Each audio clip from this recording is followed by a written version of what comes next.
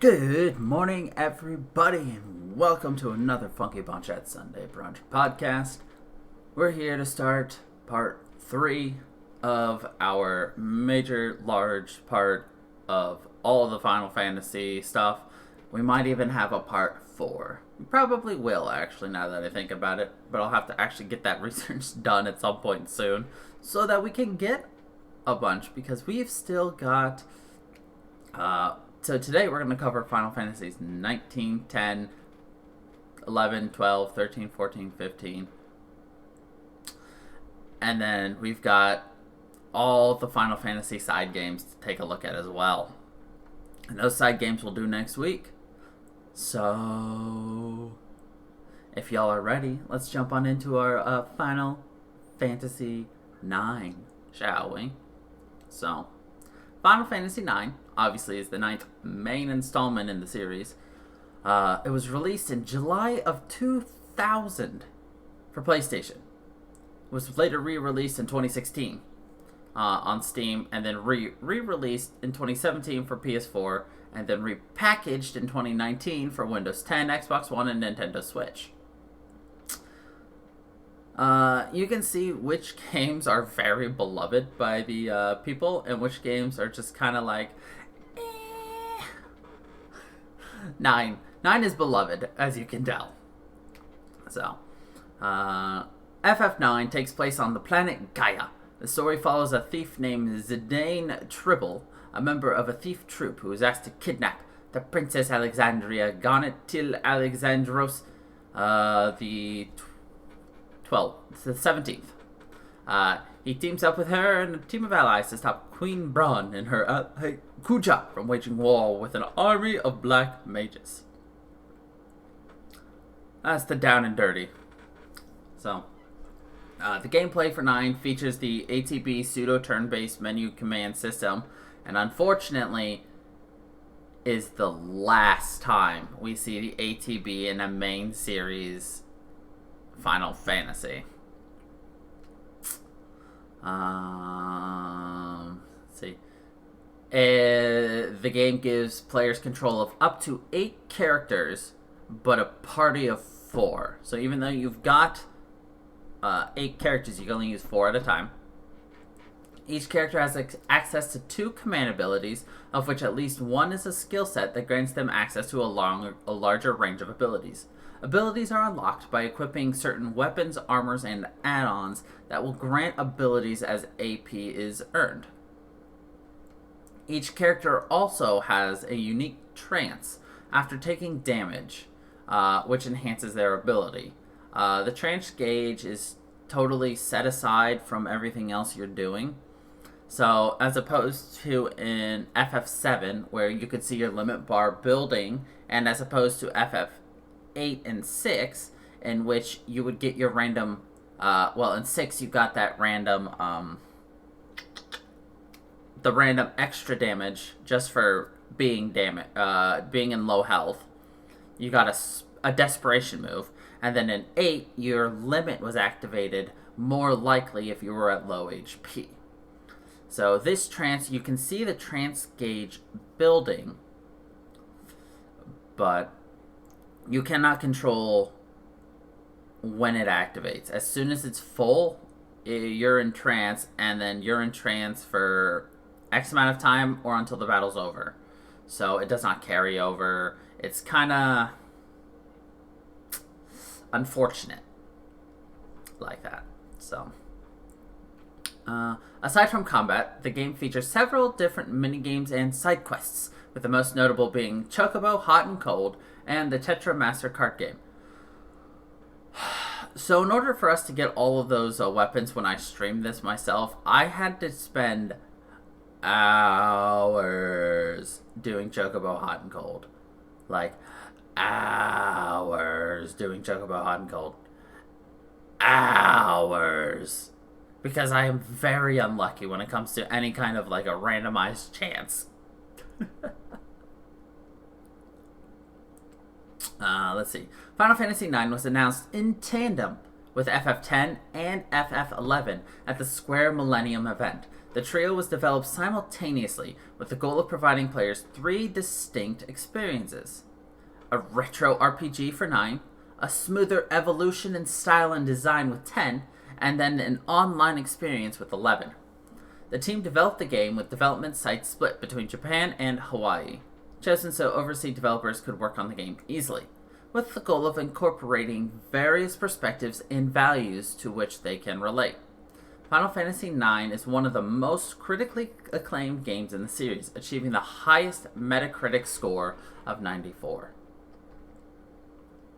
So that's fun.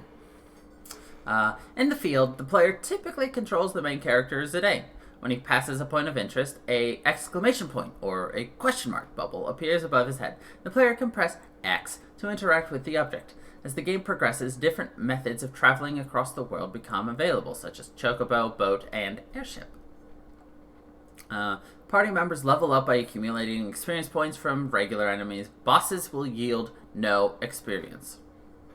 New abilities are learned by equipping an item that can teach it and gaining ability points to acquire it permanently, reminiscent of the Esper system in FF6. However, in FF9, abilities can be used even before they have been permanently learned. So, for instance, in FF6, obviously, if you equip the Esper that has Curaga, you cannot use Curaga until you have accumulated enough points that you have unlocked it. But in 9, if the weapon you have has the ability Beast Blow, I don't actually remember what it's called, but it does more damage if you hit a beast with it. You can use that automatically, even if you haven't earned enough points to permanently have it. As long as you have that equipment equipped, you can utilize it, no matter what. Abilities can be learned faster by equipping multiple pieces of equipment that teach the same ability. For instance, Zidane will learn Long Reach twice as fast if he equips both a Thief Hat and a Protect Ring. The effect is boosted further by using the Ability Up ability. So there are 2 types of abilities in 9.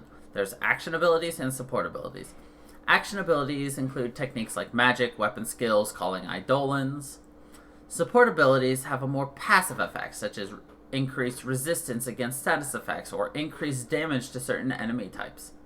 A limited amount of support abilities can be equipped at one time, governed by magic stones. Each support ability requires a certain number of magic stones, and more magic stones can be gained by leveling up. Many abilities can be learned by most of the cast, but some are exclusive. Battle Eggs. So, following the tradition started by Final Fantasy IV, the game uses the ATB system. When a character's ATB gauge is full, they can choose a command to execute. Normally, enemies attack whenever their turn is up, but the battle can be set to wait mode, making the enemy unable to perform while the players are choosing a spell or an item from the menu. In FF7 and 8, the players restricted to 3-person parties, and 9, this is changed to the classic 4-person party, thank God. The game allows for 2 players to control members chosen by the player in battle.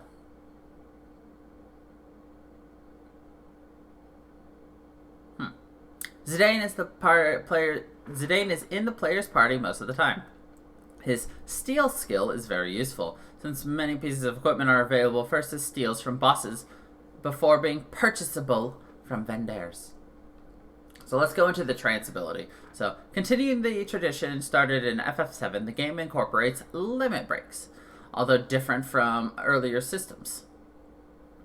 When a character sustains hits in battle, the trance gauge is filled, and when full, the character enters trance. Trance changes the character's appearance and gives them a new skill or set of skills only usable while they are in trance.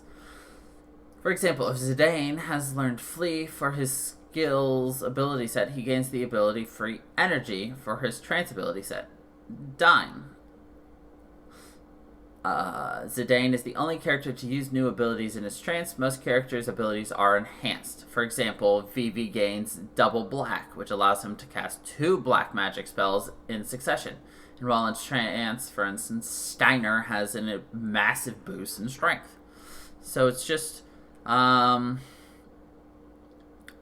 it just really depends on the ability. For instance, I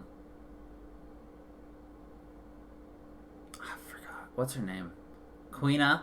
Yeah, Quina gets... she normally has the ability to eat enemies to gain skills because she is the blue mage. However, if she goes into trance, she gets the cook ability, which is a much better version of eat. So, character classes. While not explicitly stated, each party member exhibits facets of one or more jobs established in previous Final Fantasy games. Zidane wields daggers as his primary weapons and possesses thief abilities such as Steal, Flee, Bandit, and Master Thief. He can also sacrifice himself, and his Dying Trance abilities further resemble ninjutsu spell incantations associated with ninjas. Vivi is a black mage, wielding staves with access to a host of damaging and enfeebling black magic, and the trance ability Double Black, which lets him dual cast black magic. Dagger excels as a white mage in the early game, but later gains access to a greater amount of Eidolons than her summoning counterpart Aiko. Dagger's trance strengthens her Eidolons. Steiner is a knight and uses two-handed knight swords. He has the Dark Knight ability Darkside and incorporates elemental black magic into his sword magic attacks like a Mystic Knight. He uses powerful offensive sword arts, and his trance adds a heavy damage multiplier to his physical attacks. Freya wields spears and uses the abilities such as Jump and Lancet, trademarks of a Dragoon. Her trance and exclusive ability High Jump further enhance Jump. Quina is a blue mage, learning Blue Mage by devouring monsters. Queen is the only character with access to the thief ability Millionaire. Aiko has access to fewer Eidolons than Dagger, but a larger repertoire of white magic. In trance, she uses double white, allowing her to dual cast white magic spells. Amaret has a high HP stat, uses hand-to-hand claw weapons that teach him the counter ability, and possesses chakra and aura techniques, trademarks of the monk job. He can throw weapons like a ninja and use the spare change ability of a samurai. Unique abilities Power Up and Power Throw enhance chakra and throw skills, respectively. And then Beatrix uses most of the same offensive sword arts as Steiner, except Darkside. Instead, she has access to many of the strongest white magic spells, aligning her with the paladin job. Hold on. Okay. I was going to say, why did they include Beatrix? You only get to use her for a tiny bit. Makes sense. This is yet another return to tradition from the recent predecessors of FF9, in which characters were largely blank slates to be heavily customized by the player. In Final Fantasy IX, characters have established strengths and weaknesses to balance one another. So, another new aspect in 9 are the ATE, the active time events. When an ATE window appears, the player can press a button to see what the other characters are doing. Although watching an ATE might not always affect the main storyline, sometimes when the notification text appears gray, the player will have to watch an ATE automatically. The player might gain items or gil by watching the ATEs. Sometimes multiple choices for ATEs are given, and if one is picked, the other might not be able to be activated, meaning the player has to wait for a second playthrough to see it. This game also has Mognet. Mognet is a postal system operated by the Mughals, who inhabit most of the known world. When the player talks to a Mughal, they often save their game, restore life energy via tents, or purchase items with the Mog shop. The Mughal may also request that the player act as a courier and deliver a letter to another Mughal. It is also possible, albeit less frequently, that the player receives a letter from someone else. Later on, it is revealed the Mughals are requesting the players deliver letters because Mognet Central, where the letters are usually sorted, is having mechanical problems. As a result, deliveries have become rather sporadic. The player may help the Mughals restore Mognet Central's functionality in a side quest, which requires you to have all of Chocobo Hot and Cold done, which is mini games and side quests. FF9 has 2 main side quests that span the entire game. The Tetramaster card game, that can be played with almost any NPC, and Chocobo Hot and Cold. The player can obtain their first Tetramaster deck and tutorial on how to play at the start of the game, and they keep challenging NPCs. New cards are also obtained as drops from enemies. The player must go out of their way to obtain the rarest cards if they want to complete their deck. Chocobo Hot and Cold can be played once the player meets up with Choco in Chocobo's Forest. There are different venues where the player can play the minigame to have Choco dig up random treasures and chocographs that can be used to unearth treasures on the world map. By discovering more chocographs, the player can level up their Chocobo to reach new areas with even better treasure. Many of the game's ultimate equipment can only be obtained from these treasures. Other minigames include frog catching, where Quina must catch frogs in Q's March for rewards, the jump rope game Vivi and Aiko can play in Alexandria, and the foot race against Hippol. The game has numerous side quests from collecting rare key items to encountering the friendly monsters and ragtime mouse on the field in random battles. Notoriously, the game had a side quest that remained largely unknown and unnoted in guides for years until discovered from the game's ultimate guide, the Narrow Family side quest in Lindblom.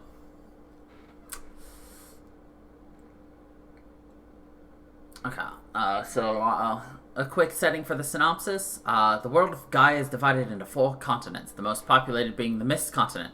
Most of the sentient races have settled above the mist that covers the bottom of the continent.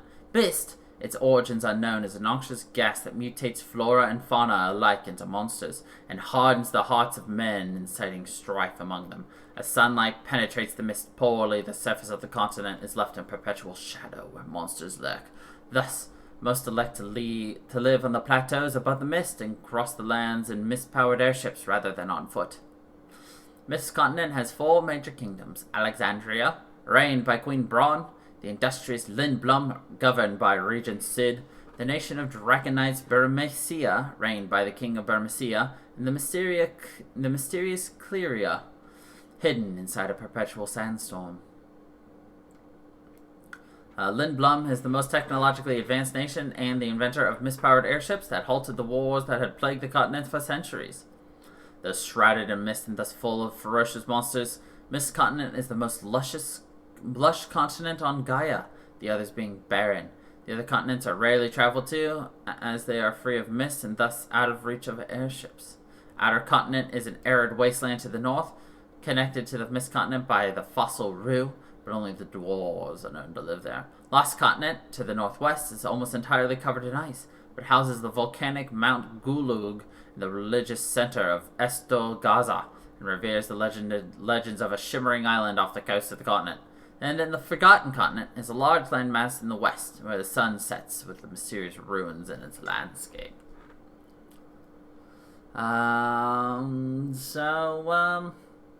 Yeah.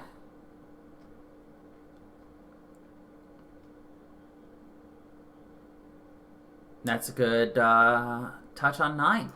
9 is definitely one of those that I have up there as some of my favorite. Obviously, my favorites are 3, 5, 6, 7, 8, 9, 12. I'm still making an opinion on 15, so I don't have an opinion there just yet.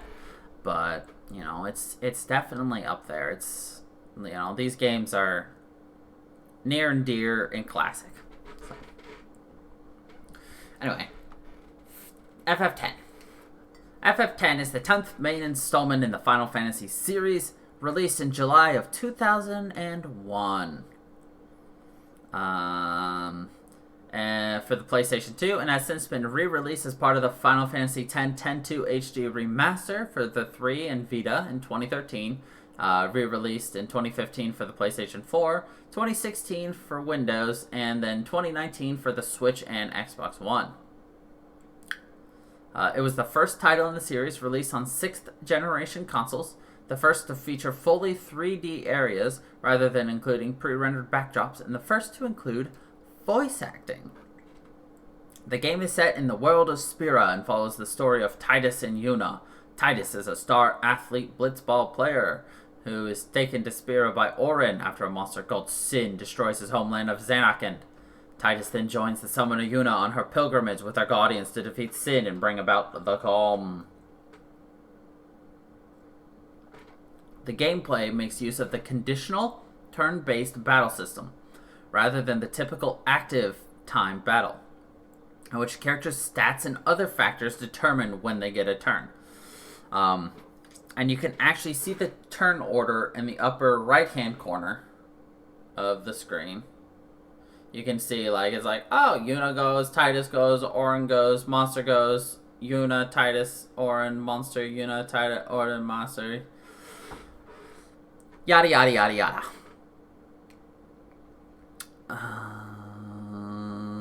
Parties consist of 3 members, though it is possible to swap out a character for another party member at any time. Of motive. It's weird to hear it summarized because I actually know this one. Are you talking about 9 or 10? Because you know 8, 9, 10.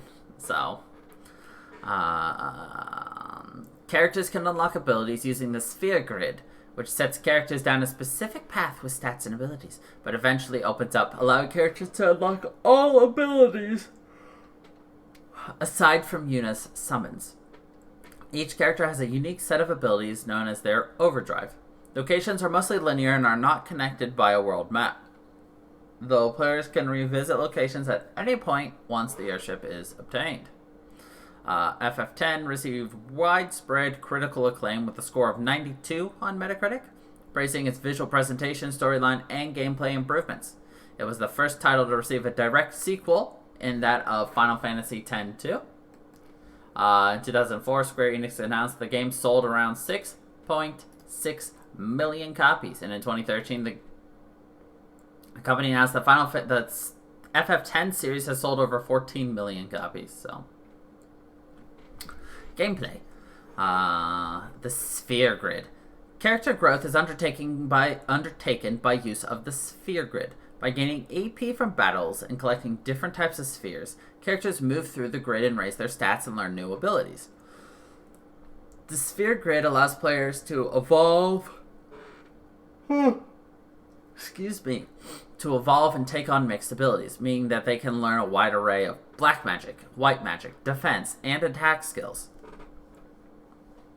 The international version introduced a new grid, which has 36 fewer nodes and undefined paths for each character, meaning they can take any role they choose. The battle system uses the CTB system, the conditional turn-based battle, also known as the count time battle system in Japan. CTB is a turn-based system which does not operate in rounds. Characters with higher agility take turns, thus making speed more important than in other turn-based battle systems. Spells and abilities such as haste can modify the turn order or the act list, as some abilities require a longer cooltime. So, for instance, if Titus goes first, if it goes Titus, Yuna, Monster, Auron, and Titus uses haste on Auron, the turn order becomes Titus, Yuna, Auron, Auron, Monster. It really just, you essentially get, obviously, boost when your next turn is. And sometimes even go twice.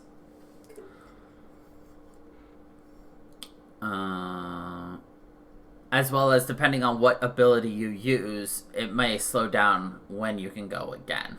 So, weaker abilities tend to require less cooldown, thus introducing a trade-off between speed and power. When the character's turn begins, all action stops while the player decides upon an action. This shifts the focus from reflexes and quick decision-making to strategy and careful planning. The player can change characters on the go. Like, at any time, you can switch in characters, which we did a lot because in order for a character to gain experience, they had to be in the battle at least once.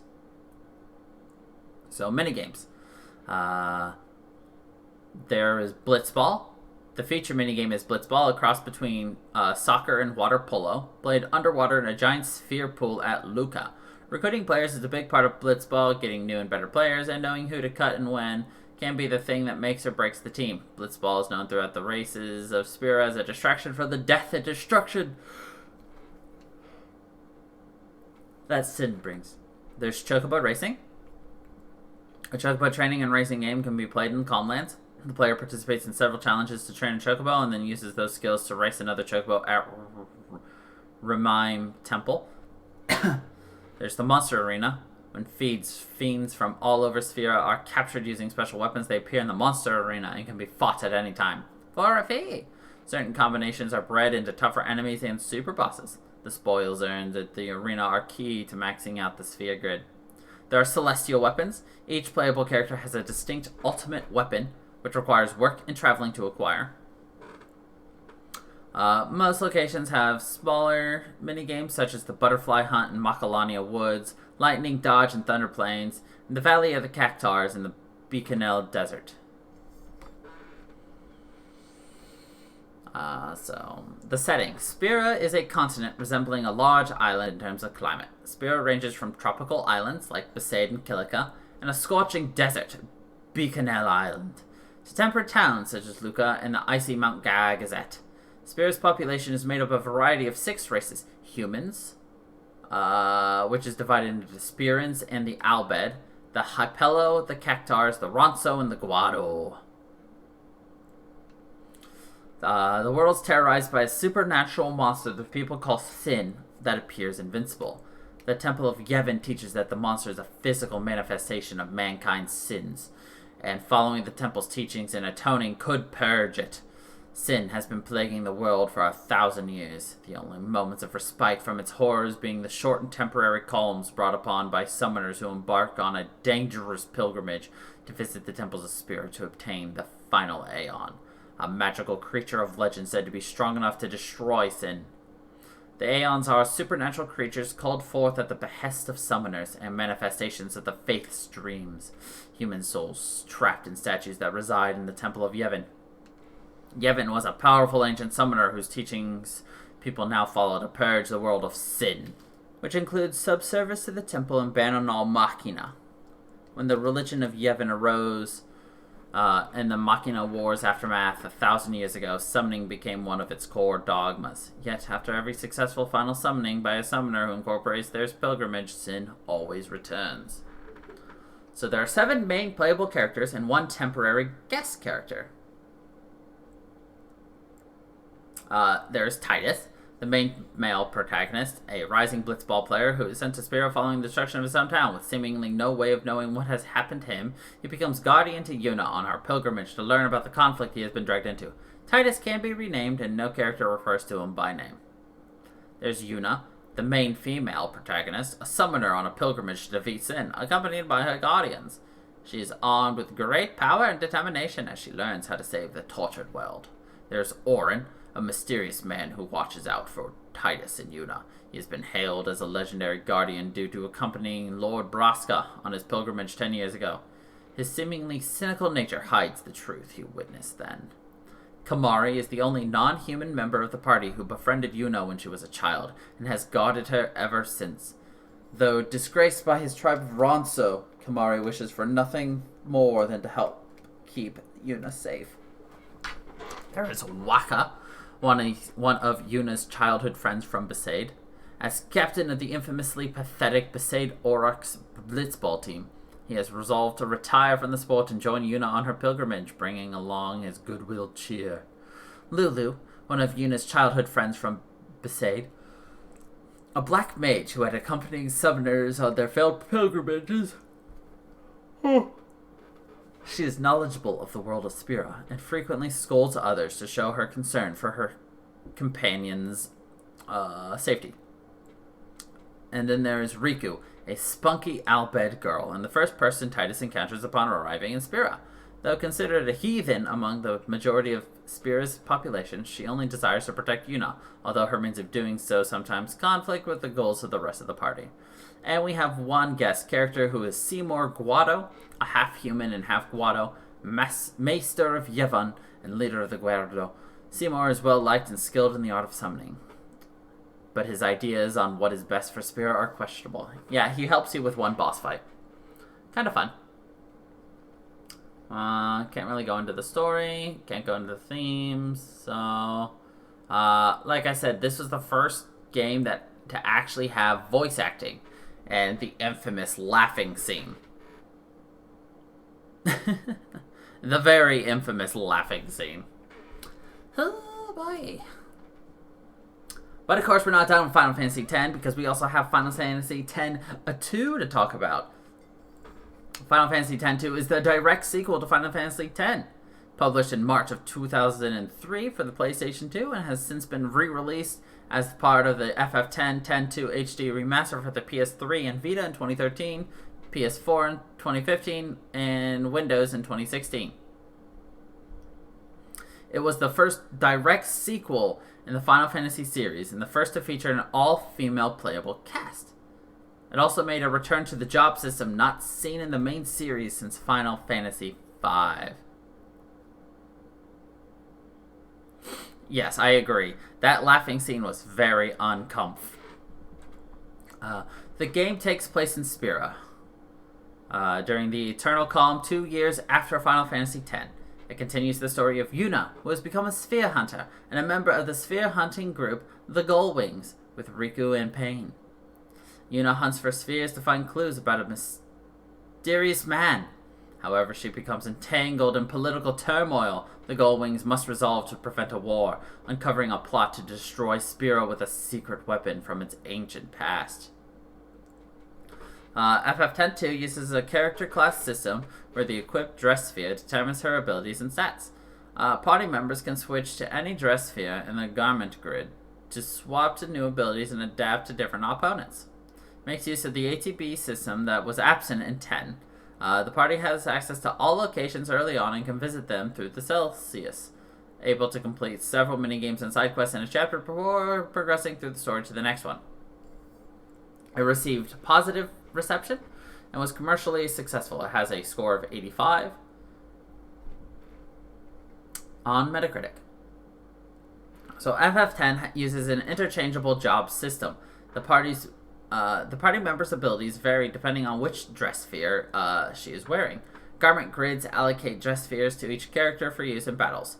The grids have inherent powers activated when equipped or as the player's sphere changes by passing through gates.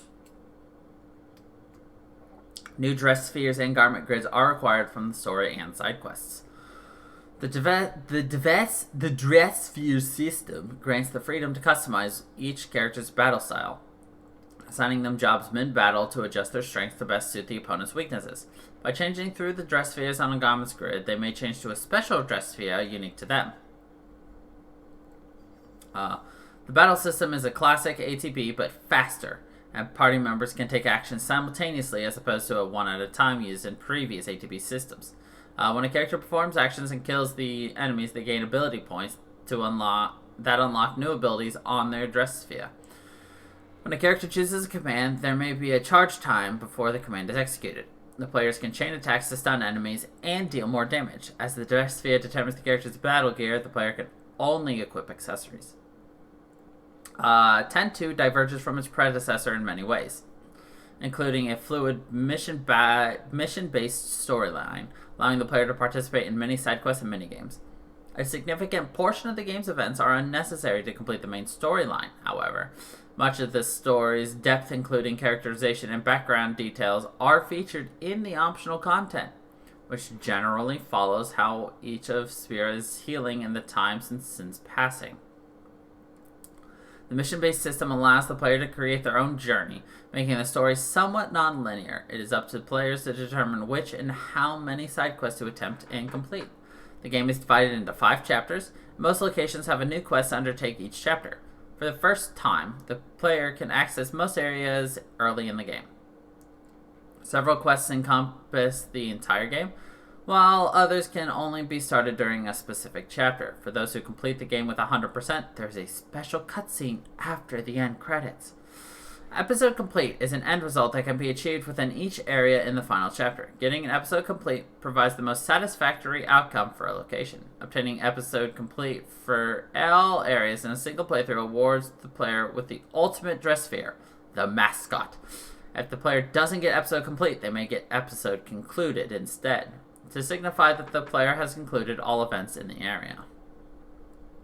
Many games such as Blitzball, Chocobo Racing, Excavating in the Beaconell Desert, and the new coin game Sphere Break make for diversions in the game's main plot. So, Spirit entered an eternal calm 2 years ago when Yuna and her guardians defeated Sin for good. The Temple of Yevon crumbled as Spirans learned of its corrupted ways and how following its precepts was never a path to salvation from sin. With the Yevon faith disbanded and the faith from its temple having departed to the far plane, the plane of afterlife in Sphera, the summoner's means to call forth Aeons is also gone, as well as the rite of pilgrimage. Thus, some come to view summoners as obsolete. The faith's disappearance has had positive and negative effects on the broader world. Among them are the reveal of the floating ruins at Mount Gagazet, the melting of Lake Macalania, and the withering of the magical flora in Macalania woods. Yevon's fall created a power vacuum that newly founded groups are seeking to fill. The Youth League, led by Maven Nuge, wants to unveil Spear's true past it considers concealed by Yevon. Its members frequently clash with new Yevon followers, accusing them of continuing down the path set by Yevon and oppressing Spearans and keeping them in the dark of many truth. New Yevon is led by Praetor Barrelai with the motto, one thing at a time, to ease Spirit into a new way of life gradually. As the ban of Machina is lifted in the wake of Yevon's downfall, Spearans no longer vilify the Al Bhed, enabling them to mingle with other Spearans more freely as Spira begins to adopt automation to ease everyday life. The Al Bhed group, the Machine Faction, led by Gipple, aids this effort.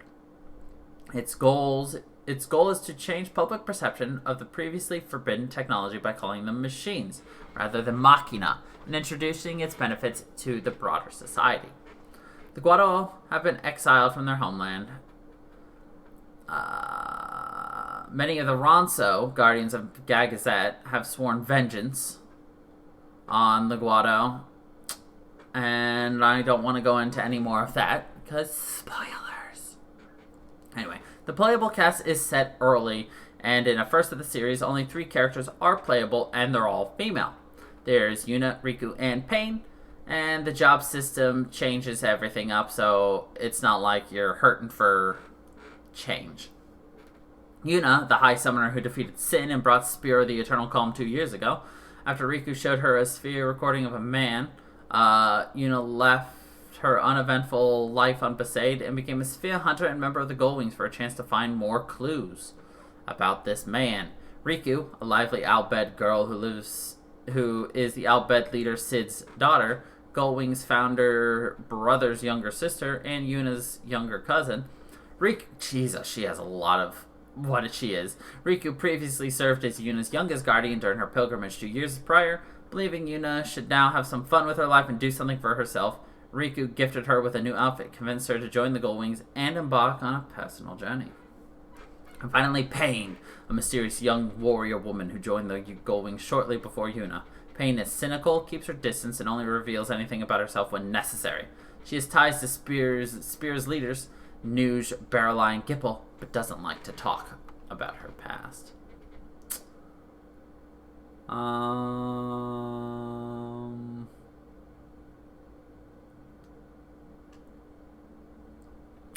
That kind of basically hits the big part about 10-2.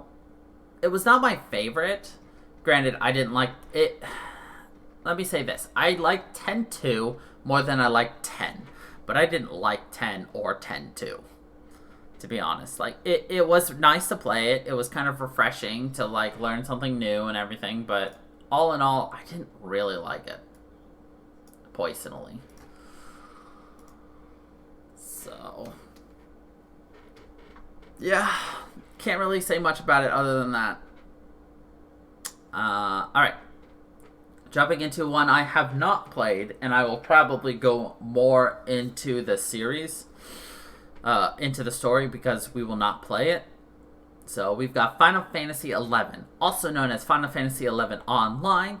It is the franchise's first MMORPG, as well as the 11th installment in the main series.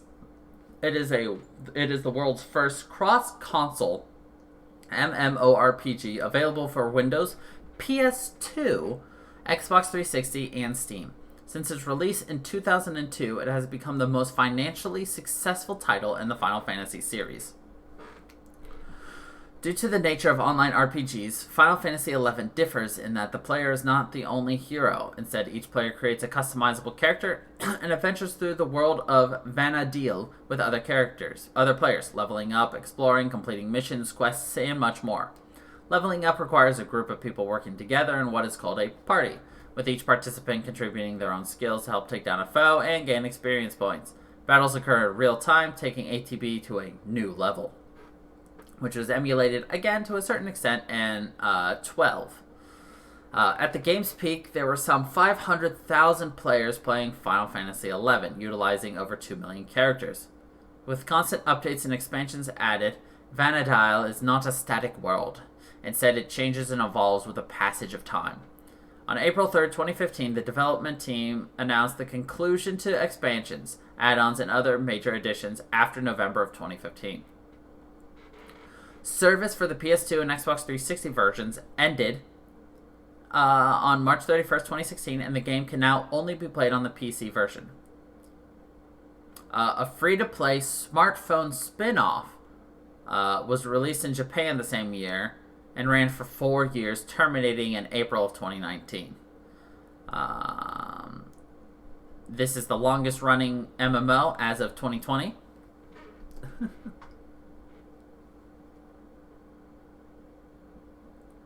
Square Enix has partnered with Nexon to develop a full-fledged mobile version of 11. This will not share servers or characters with the existing database. So that's interesting.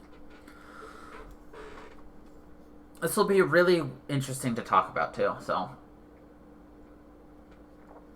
players start by creating a character which can be customized. They are able to choose the race, gender, facial features, hair color, and height.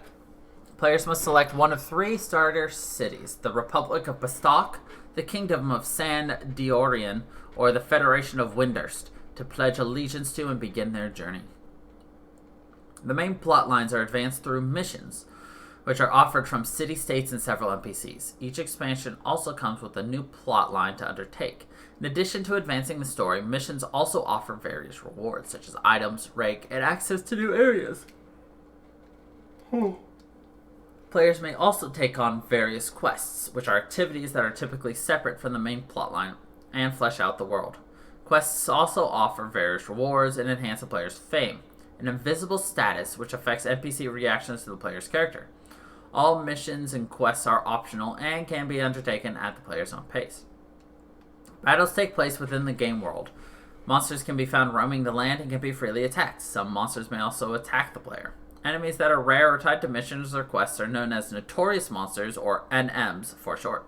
Many such enemies can be fought in the open world, but are often found exclusively in battlefields which are not as easily accessible. A claim or enmity system is used with regard to monsters. Once an aggressive action is taken against a foe, it becomes claimed as part of the record of the character performing the action, thus prevents any passerby from interfering. Others may help with the battle if a party is formed. So that's really nice. So that's one of the things I know that early WoW had an issue with.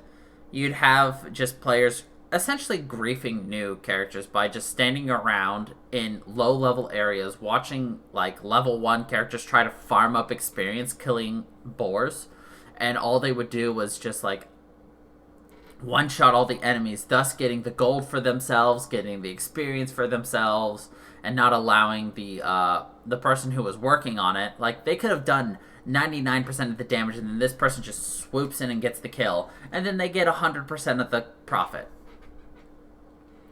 So, the claim system is really nice. Partying allows selected players to group together and take down foes. The battle mechanics can also vary according to different gameplay systems. Additionally, the player may call for help to free the monster from being claimed so that anyone may target it and attack it. Job system. Currently, there are 22 jobs available. Players are not restricted to one class per character and can switch jobs whenever they like at designated areas, such as inside their Mog house. Players have to choose from 6 basic jobs by default, but are able to unlock advanced job through quests once a standard job has reached level 30. Each job has abilities and traits, which are typically gained automatically as the player levels up a particular job. Magic is treated differently. and that players can only learn spells through magic scrolls once they have reached the required level. Job abilities must be activated by the player in order to come into effect. They last a limited time and have separate cooldown periods before they can be used again. Additionally, each job has a special ability that performs some extraordinary function to help in a dire situation. Players must use these special powers wisely because they can only be used once every hour under normal circumstances. Magic spells, like job abilities, except they have casting time and typically require MP in exchange for shorter recast timers. Many magic spells are not exclusive to one particular job, but their effectiveness can vary according to the other abilities available to that class. Only about half of all jobs available are able to cast some form of magic. Job traits are passive abilities that are always in effect. Many job traits come in tiers, with a higher tier providing a stronger effect being unlocked as the level increases. Many common job traits are shared by different job classes. However, their degree of effectiveness may vary depending on which trait caps at for that particular job. The most unique part of the job system is the support job.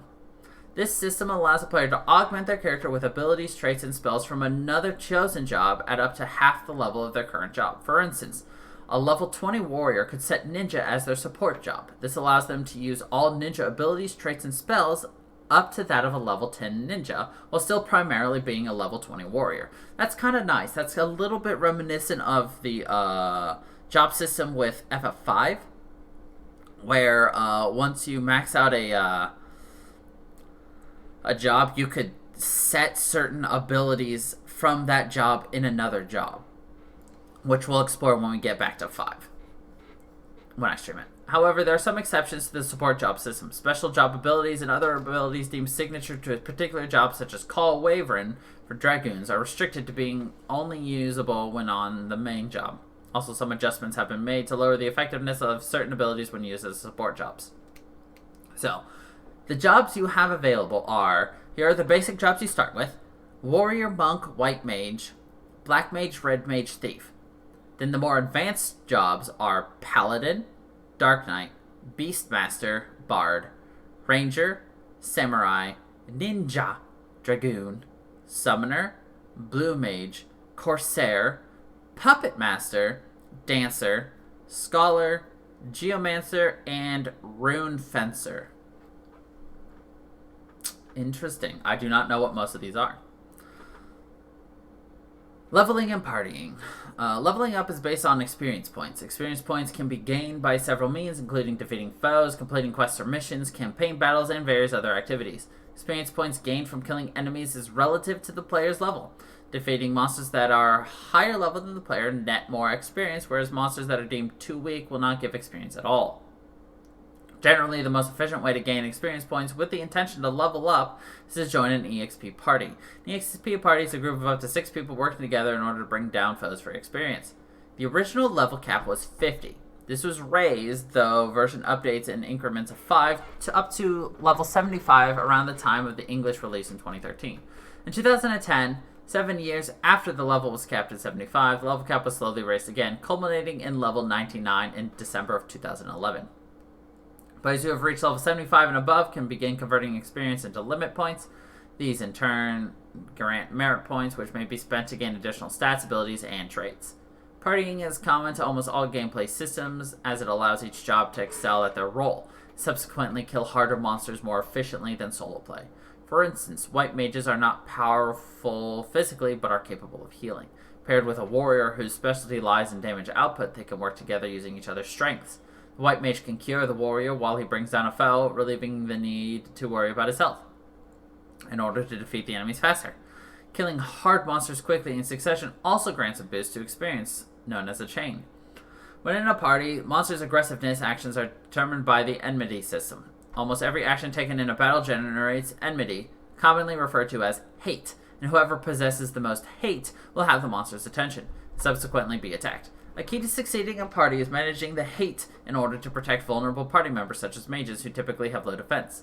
Players must pick and choose actions while thinking about how it will affect their hate, and therefore the entire group. Because of this, certain jobs can be tasked with trying to create the most hate possible in order to hold the monster's attention. A full party is 6 members, and up to 3 parties can come together to form an alliance, which can consist of a maximum of 18 players. Although open world battle content is limited to a full alliance at any time, many gameplay systems involving battlefields are designed to challenge even larger groups of players at one go. Depending on whether they are solo or in a small group, players may choose to summon adventuring fellows or trust alter egos to aid in combat. Adventure fellows are AI-controlled NPCs that can be customized and even leveled up to suit the player's styles, whereas trust alter egos are magical copies of various famous heroes and Vanadile with specific moves and unique AI. See, I could play that now because I could summon people. Weapon skills and magic bursts. Weapon skills are a prominent feature in battle. Players gain tactical points, also known as TP, by dealing physical damage. When the TP gauge reaches above 1,000, the players are able to unleash weapon skill to attack the enemy, and in some instances receive beneficial effects. Although TP can be charged to a maximum of 3,000, all TP is spent whenever a weapon skill is used, and are factored in to determine how effective the weapon skill is. When the appropriate weapon skills are used in succession, it results in a skill chain. Skill chains come in different power levels and result in additional damage on the enemy. Lower level skill chains can be chained upon further to result in stronger skill change effects. Building on this, players can deal additional damage by timing magic spells immediately after a skill chain occurs. This is called a magic burst. Skill chains and magic bursts add an element of teamwork to battles and are often required to take down the most challenging of enemies.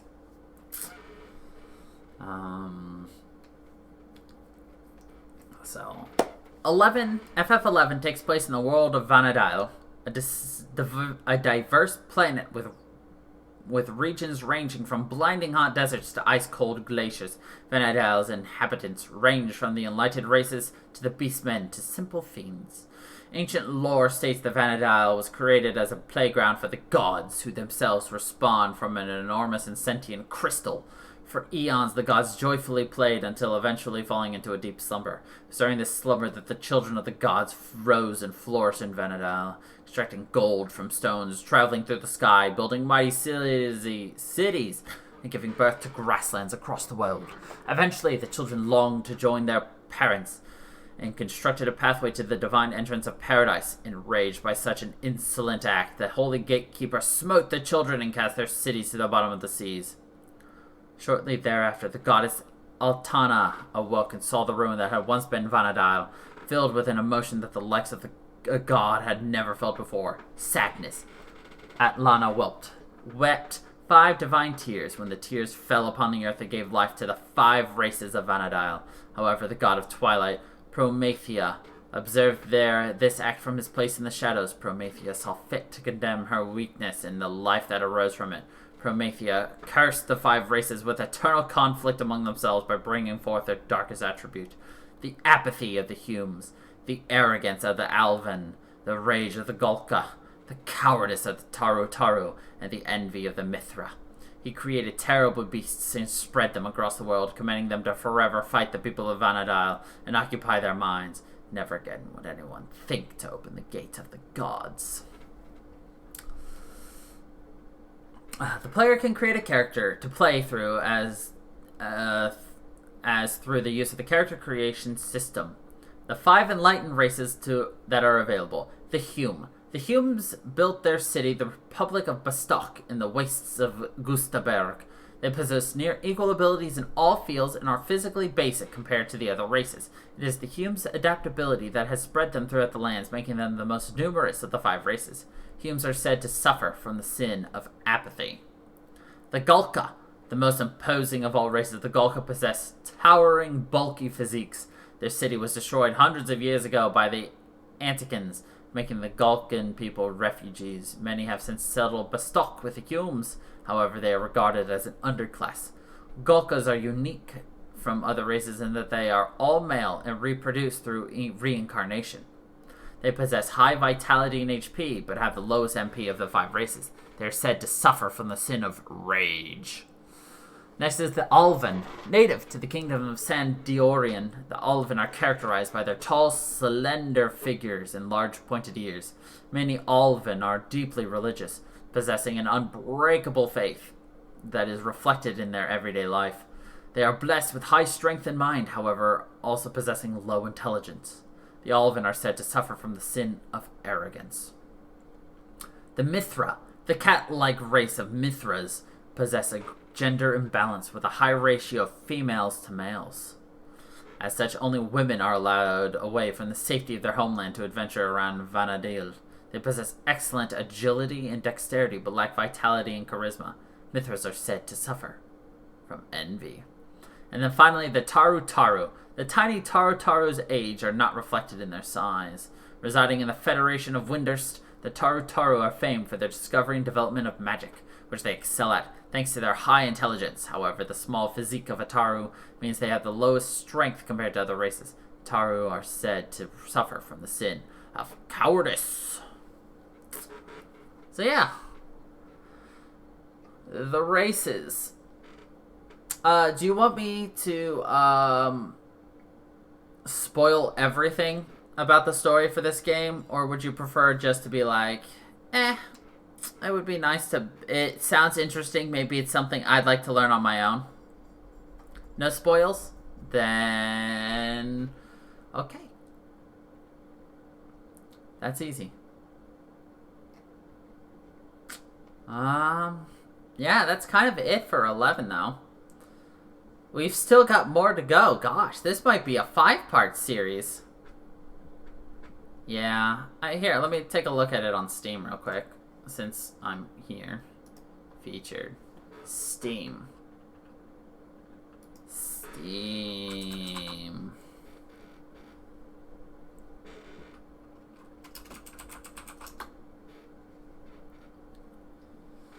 So, I mean, I would love to play, like, Final Fantasy XIV. But, like, I don't want to pay a monthly subscription. That's the problem. Here it is. Final Fantasy XI.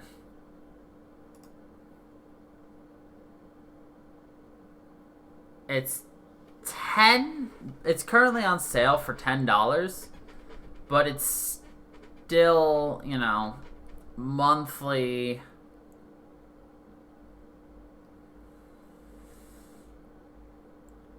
It's still a monthly subscription. And I mean, let's see.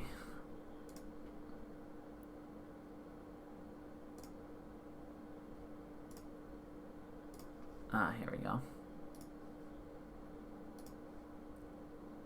I mean, it really depends on how long we would play it.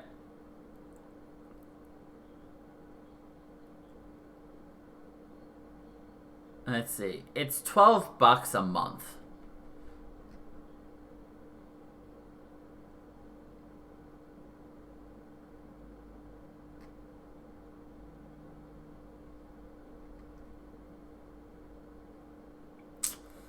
It's just, you know, the first 30 days are free when you buy the game.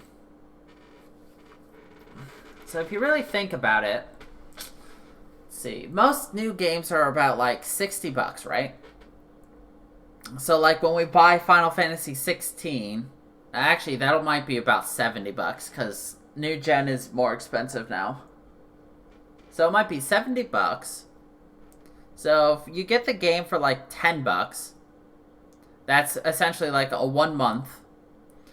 And most Final Fantasies we've been getting done in like 2, maybe 3 months.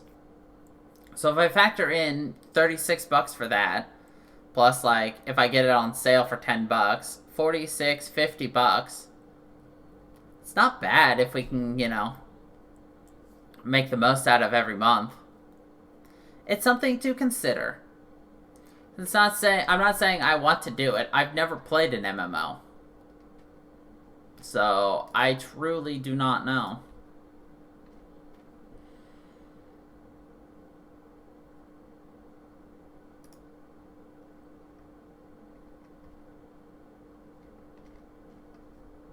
So, yeah, I think that is where we will end this. We've got basically an hour.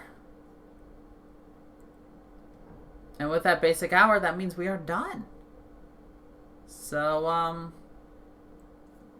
yeah. this is a great place for us to end, and we can pick up again with this next week as we continue on with our Final Fantasy series. So, yeah. Thank you, everybody, for watching. Thank you all for tuning in and listening. I hope you all enjoyed. And until the next time, everybody, stay funky, people.